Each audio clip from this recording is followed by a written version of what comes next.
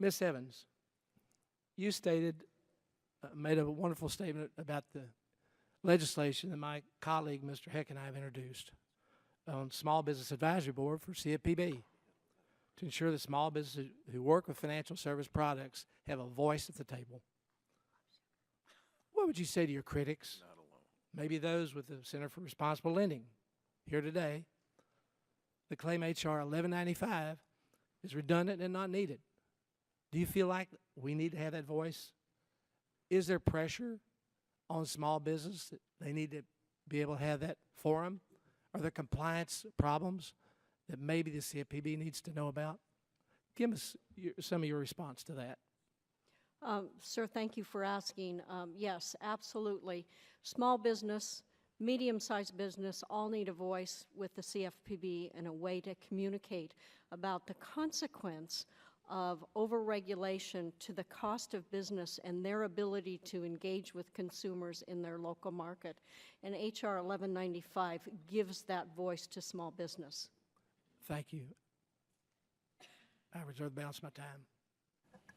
Thank you, gentlemen. And now the gentleman from Washington is Mr. Heck is recognized for 5 minutes. Thank you, Mr. Chair. I worked long and hard with Mr. Pittenger on the Non-Bank Advisory Board. I'd hoped it'd pass. I worked long and hard with Mr. Posey on the Advisory Opinion Board. But as Mr. Pittenger full well knows, and I compliment him again for introducing the bill, an amendment was added yesterday that kills the bill, and it's dead.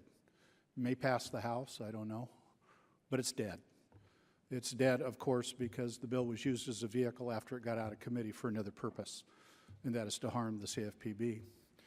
I suppose my question for those of you who want to and seek increased collaboration between the regulated parties and the regulator would be, how can those of us who think that that's appropriate work and proceed in order to have the same outcome? Because, let me repeat, Ms. Evans, I think I'd like to start with you. That bill's dead.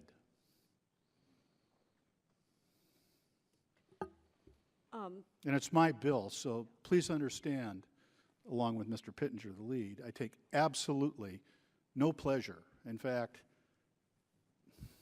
it grieves me deeply that this occurred. What do you want us to do when we're confronted with this? We're trying to be helpful and constructive. How can we do that? Well, my response would be, we all as businesses work together in order to make sure that consumers are able to obtain mortgage loans, they're able to buy homes for their families. And I would urge each and every one of you, irregardless of the side of the aisle that you're on, to work together to make sure that we as small businesses, my members, my company in Colorado, and each of us that employ citizens in our communities and help drive healthy and successful communities, you need to come together and find a solution. You need to help us out. We are the bedrock of this United States, and we're depending on you to come up with a solution to keep us in business. Hear, hear, Ms. Evans. Please note the bill came out of committee 53-5, and after it got out of committee, without consultation across the aisle, the amendment was proposed. So we collaborated. For months, we collaborated. And we are deeply frustrated, and if I am conveying the depth of my frustration to you and all of you who wanted this bill to pass, including myself, please understand how deep my frustration is that after months of working on this, we were bushwhacked.